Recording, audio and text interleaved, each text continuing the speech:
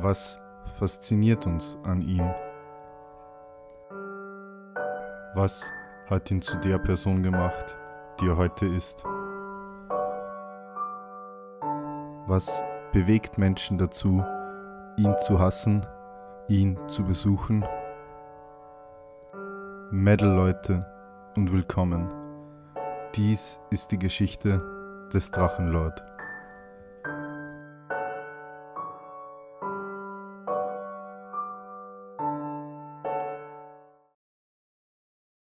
Am 25. April 2015 lud Rainer das Video #FragDrache-Quick-Ausgabe hoch. Darin erzählt er, schon einmal Marihuana konsumiert zu haben. Auch behauptet er, es bestehe kein Zusammenhang zwischen Muskelmasse und körperlicher Kraft. An diesem Tag versuchte Rainer auch, sich undercover mit einem Stimmverzerrer bei einem Hater-Teamspeak einzuschleusen. Aufgrund seiner einzigartigen Art zu sprechen und charakteristischen Ausdrucksweise flog seine Tarnung jedoch auf. Dazu einige Ausschnitte. Da ist ja neulich mal voll abgegangen, weil die Admins einfach aufgemacht haben, obwohl sie es nicht durften. War cool, hat Fatlord sich voll aufgeregt. Du musst ihn jetzt nicht Fatlord nennen. Ja, das das ist steht jetzt auch nicht, ein bisschen weit. Nee, es ist okay, so eine Person so zu haten, weil er sich halt einfach teilweise echt asozial Leuten gegenüber benimmt, aber das Fatlord ist nicht okay. Okay, wo bezeichnest du das denn Ganze asozial? Und wo naja, ist da die wenn er halt Grenze? einfach Leute, die ihm helfen wollen, einfach ankackt und sich halt sonst einfach benimmt wie der letzte Assi. Das geht einfach nicht. Naja, gut. Also soll ich quasi so Fatlord und Zeug rauslassen? Oh, sorry, ich hab mein Smoking gar nicht an. Ich sagte, ich hab mein Smoking gar nicht an, wenn ich in der gehobenen Gesellschaft bin. Sollte ich mir vielleicht angewöhnen. Nee, halt einfach nicht so beleidigend sein. Ich werde es versuchen. Aber der Typ lädt ja im Prinzip ein dazu. Ja, natürlich, aber das heißt ja nicht, dass man sich dann auf sein Level begeben muss. Mit der Unfreundlichkeit. Ja. Drache ist ein Vollidiot. Dankeschön. Das kann ich darstellen und hab die Originalstimme. Danke, Drache. Danke. Wenn du meinst. Die hohe Stimme nicht sogar immer, wenn der so ein Frage-Antwort-Ding macht, dann benutzt er genau diese Stimme. Stasi-Lord. Also ich habe einen sehr hohen IQ-Stimmerkennung und das war auf jeden Fall. Ich bin nicht der Drache, verdammte Axt. Du hörst? Und wie ging es dabei, als du dann noch... Lel. Ich hab vielleicht die gleiche Sprechart wie er, aber ich bin's trotzdem nicht. Wow. Ein verscheuender Zwilling. Oh, Wisst ihr? Langsam verstehe ich, warum Drache euch hasst. Weißt du was, du verfickter Wichser, Alter?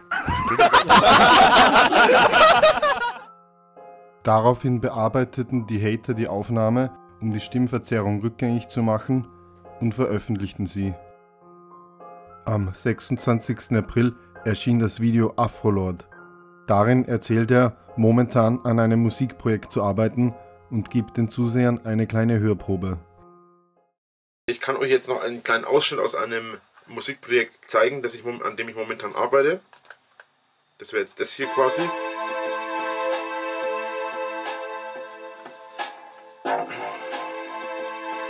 Ist halt noch lange nicht fertig.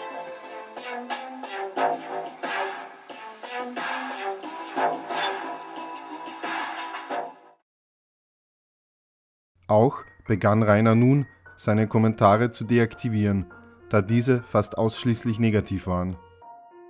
Am 27. April wurde zum ersten Mal ein Besuch gefilmt.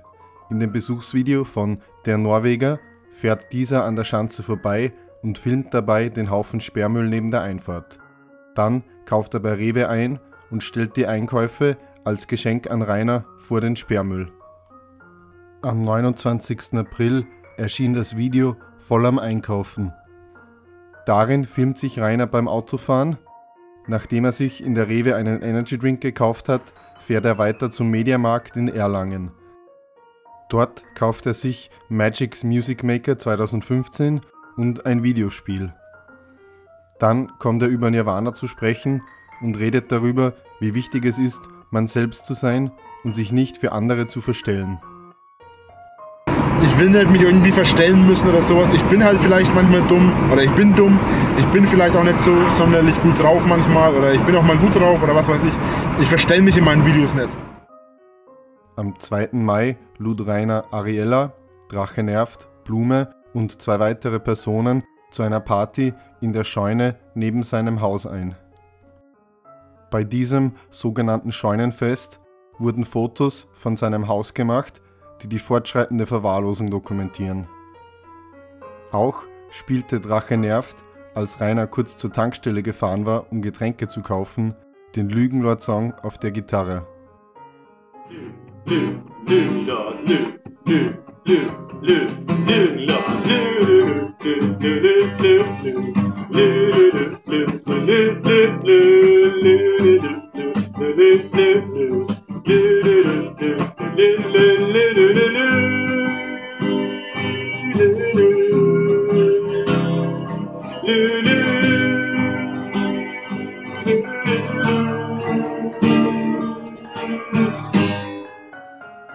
Am 4. Mai erschien das Video #FragtDrache, ich und mein Penis.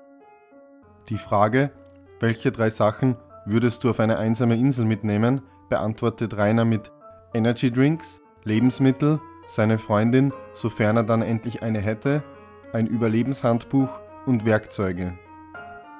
Als Rainer gefragt wird, ob er gerne Motorrad fährt, fällt dieser legendäre Satz. Ich fahre nicht gerne Motorrad, weil es cool ist. Ich fahre Motorrad, weil ich das gerne fahre. Basta. Abgesehen davon fahre ich kein Motorrad. Als Rainer gefragt wird, ob er seinen Penis trotz seines Bauches noch sehen kann, bejaht er dies. Am selben Tag lud Rainer auch das Video Nicht kritikfähig und Saunadrache hoch. Darin erklärt er, da er immer wieder auf dieselben Punkte hin kritisiert wurde, begonnen zu haben, auf Kritik feindselig zu reagieren. Dann erzählt er, gestern mit einem Freund in der Sauna gewesen zu sein. Daraufhin versuchten Lachschon-User, ihn bei einem Freizeitbad, welches er besucht hatte, anzuschwärzen. Am 7. Mai lud Rainer das Video Drachenlord Blödsinnsvlog Wandeinreisen hoch. Darin filmt er sich, wie er die Holzverkleidung neben seiner Treppe entfernt und die Tapete von der Wand reißt. An diesem Tag erschien auch das Video Drache Hausführung, in dem er sein Haus präsentiert. Er zeigt unter anderem sein Hamsterzimmer, die vorhin verunstaltete Wand und auch sein Schlafzimmer, in dem er das Buch Das Schärfste aus fremden Betten liegen hat. Auffallend ist, neben der immer weiter voranschreitenden Verwahrlosung und Unordnung, auch die kreative Kabelführung. Er erklärt, zurzeit überall im Haus Umbauarbeiten durchzuführen und weitere für die Zukunft zu planen. Am 8. Mai erschien das Video Eure Meinungen zu den Blödsinnsvlogs bitte. Darin gibt er an, in letzter Zeit wieder deutlich besser gelaunt zu sein. Am 9. Mai lud Rainer das Video Draches Holzaktion 1 hoch. Darin filmt er sich beim Schneiden von Brennholz und kündigt auch an, mit einem Freund skaten zu gehen und dabei zu filmen. Am 10. Mai erschien das Video #Lustlord1510 Folge 1 Doppelfolge. Darin behauptet er, sein Penis wäre 16 bis 17 cm lang. Er gibt an, eine Penispumpe, eine Masturbationshilfe und ein Prostatamassagegerät zu besitzen. Des Weiteren erzählt er, er findet es anregend, wenn andere Männer Damenunterwäsche tragen und transsexuelle Menschen sind für ihn interessant. Auch betont er wieder, er würde niemals mit einem Fan schlafen. Dann behauptet er, schon 1- oder 2-mal sexuellen Kontakt mit einer Frau gehabt zu haben und auch in mehreren Räumen seines Hauses schon Sex gehabt zu haben. Hier noch einige bedenkliche Aussagen aus dem Video. Hast du dir schon mal ein Gemüse, zum Beispiel eine Gurke oder einen Rettich eingeführt? Nein, das habe ich nicht gemacht. Zum einen habe ich ja Spielzeug, das habe ich ja schon gesagt vorhin. Und zum anderen, bei einer Frau habe ich damit kein Problem, also vaginal, aber anal würde ich das zum Beispiel nicht machen, weil ich bin jemand, ich hasse es, Lebensmittel zu verschwenden. Und daher würde ich anal sowas nicht machen, weil wenn es vaginal ist, dann habe ich damit kein Problem, das noch zu essen. Aber bei anal finde ich das überhaupt nicht schön. Gibt es einen ungewöhnlichen Ort, an dem du einen Orgasmus hattest? Das ist sehr schön geschrieben an dieser Stelle, vielen Dank dafür. Ja, es gibt einige verschiedene Orte. Ich habe zum Beispiel schon mal in der Schule einen Orgasmus gehabt. Ich hatte mal ein Praktikum in einer Baumschule, da musste ich ein bisschen in den Wald reingehen, wenn ich aufs Klo wollte. Und da war ich bloß zusammen mit einer Frau am Arbeiten und da habe ich mir gedacht, na gut, und dann habe ich da halt mal kurz ein bisschen Spaß gehabt. Auch weil da die Gefahr halt groß war in dem Alter noch, dass ich erwischt werde und dass dann vielleicht mehr passiert. Das ist in dem Alter natürlich noch so eine Sache, was man sich da so denkt. Gut, Fiona hat gefragt, mit welchem Tier möchtest du gerne Geschlechtsverkehr haben? Also ich bin ja eigentlich kein Fan von Sodomie. Wenn ich mir allerdings ein Tier aussuchen würde, dann wäre es entweder ein Pferd, also sowohl ein weibliches als auch ein männliches eventuell, oder allgemein vielleicht irgendwelche großen Wassertiere irgendwie. Aufgrund seiner Aussagen in dem Video begann das Gerücht umzugehen, Rainer hätte sein Pferd Blue sexuell missbraucht. Einige Hater wandten sich aus Sorge um das Wohlergehen des Pferdes auch an eine Tierschutzorganisation. Am selben Tag erschien auch das Video Drachenlords Hater, heute Folge 1, die Frau mit ohne Freund. Darin behauptet er, über 3 Stunden mit einer Person online, wie er es nennt, Sexschreiben gemacht zu haben. Diese entlarvte sich jedoch selbst aus Unachtsamkeit als Hater. Rainer zeigt sich euphorisch darüber, Hater ertappt zu haben. Dann lässt er sich darüber aus, dass Hater zu viel Zeit damit verbringen, sich über ihn lustig zu machen und seiner Meinung demnach kein Sozialleben haben. Auch verwendete Rainer in dem Video den Lügenlord-Song und vom Regenbogenschaf erstellte Bilder, worauf dieser das Video meldete. Am 11. Mai lud Rainer das Video Vlog am Montag um 11 Uhr hoch, in dem er erwähnt, 50 Shades of Grey nun als Hörbuch zu konsumieren. Auch kündigt er wieder ein Video an, in dem er skatet. Am selben Tag schrieb auch ein Lachshow-User mit A-Maller auf Facebook. Dieser bestätigte auch, was Hater schon seit langem angenommen hatten. Rainer hatte zu diesem Zeitpunkt keine Arbeit. Am 12. Mai erschien Drachenvlog, Vorbereitung auf Drachenlord, in dem er wieder einmal seinen Hamster präsentiert. Auch berichtet er, dass Hater schon einmal in sein Haus eingedrungen sind. Vermutlich spielt er damit auf das Scheunenfest an. Auffallend ist, dass er während des Videos, in dem er hauptsächlich in seinem Haus herumgeht, ständig in Atemnot gerät. Am 13. Mai lud Rainer #Lustlord1510 Folge 2 Mensch ist Mensch hoch. In dem Video behauptet er, Frauen im Alter von 35 bis 50 zu bevorzugen, aber mehr Erfahrung mit Männern zu haben. Hier noch einige Aussagen aus dem Video. Weil für mich ist Sex mehr als rein, raus, weitergeschickt, tschüss. Sowas gibt es für mich nicht und das ist für mich absolutes unterstes Niveau, sowas packe ich nicht. Also sowas rein, raus, tschüss, sowas gibt es nicht in meiner Welt. Sowas ist mir unbegreiflich. Also ob ich mal einen gemischtrassigen Gangbang ausführen würde. Für mich ist ein Mensch ein Mensch. Es gibt für mich kein weiß, grün, schwarz, violett, blau. Für mich gibt es keine Farben. Für mich gibt es keine Rassen. Für mich ist ein Mensch, Ende der Story. Wir sind alles eine Rasse und zwar Menschen. Meine Fresse. Immer diese dämlichen Fragen. Ja, ich würde sowas machen, aber für mich gibt es sowas wie Rasse nicht. Für mich ist ein Mensch ein Mensch. Am 14. Mai erschien das Video Drachenlords Hater, heute Folge 2 RGBS, in dem er über das Regenbogenschaf herzieht. Zunächst mal möchte ich allerdings dich persönlich ansprechen und möchte echt mein Bedauern zum Ausdruck bringen, dass du einen solchen psychologischen Schaden hast. Warum einen psychologischen Schaden? Es gibt einen Menschen, dieser Mensch nennt sich im Internet Regenbogenschaf. Es gibt von dir, ich weiß nicht wie viele hunderte Videos. Bitte, geh zum Psychologen und lass dich untersuchen. Irgendwas stimmt mit dir nicht. Du hast zwanghafte Psychosen und zwanghaften Drang, dich mitzuteilen oder bist zwanghaft dazu veranlagt, Menschen zu verarschen, die mehr können oder es besser drauf haben als du.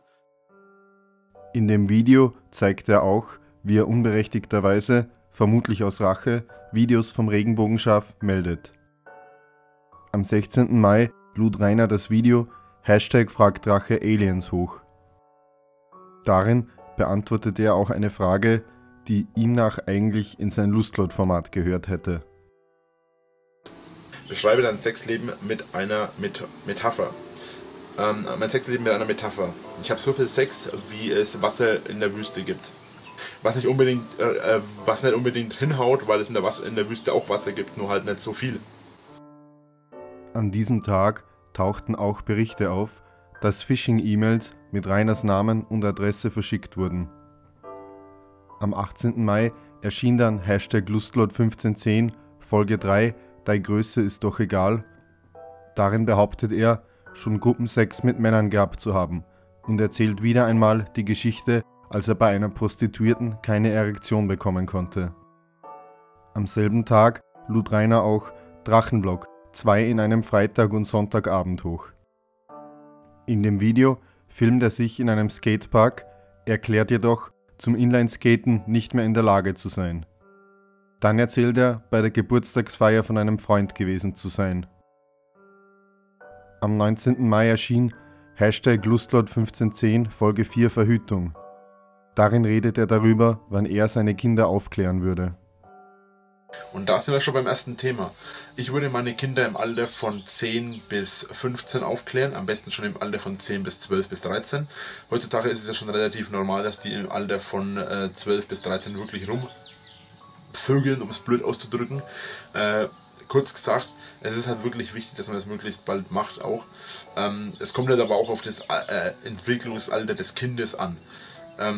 Ich persönlich würde das halt spontan entscheiden. Ich würde aber halt auch meine Kinder zur Offenheit und Ehrlichkeit erziehen und die würden auch wahrscheinlich relativ schnell, relativ früh sowas schon mitbekommen, weil ich meinen Kindern einfach da möglichst früh schon erklären möchte, was Sache ist. Also auch erklärt er, bei einem Dreier würde er das Ejakulat eines anderen Mannes als Gleitmittel benutzen, sofern er weiß, dass der Mann gesund ist. Mittlerweile hatte das Format Lustlord hohe Wellen geschlagen. Unter anderem trendete Rainer auf Twitter. Dadurch wurde er auch einem breiteren Publikum bekannt. Was hatte Rainer dazu veranlasst, Hater zu sich nach Hause einzuladen und öffentlich über seine eigenartigen sexuellen Vorlieben zu sprechen? Rechnete er tatsächlich mit positiver Resonanz? Oder war es nur ein verzweifelter Schrei nach Aufmerksamkeit? Selbstverständlich wurden Trolle und Hater von diesem Verhalten angezogen wie Motten vom Licht.